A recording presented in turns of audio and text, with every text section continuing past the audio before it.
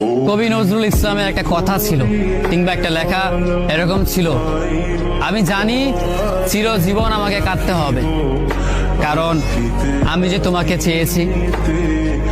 আসলেই আমি যে তাকে চেয়েছি এই জন্য আমাকে সারা জীবন কাঁদতে হবে, কারণ আমি তাকে কোনোদিন পাবো না, আর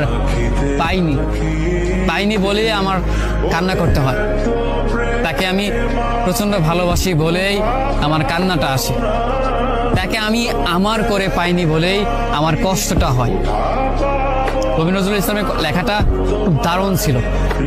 আসলেই তাকে পাইনি বলে আমাকে সারা জীবন কান্না করতে হবে। যদি সে আমার এই ভালোবাসাটা বুঝতো, আমার এই অসীম ভালোবাসাটা বুঝে আমাকে একটু বলতো যে আমি অন্যদের মতো কখনোই তোমাকে ছেড়ে যাব না, তাহলে বিশ্বাস করুন পৃথিবীতে হয়তো আমার চাইতে সুখী মানুষ আর কেউ হতে পারতো না।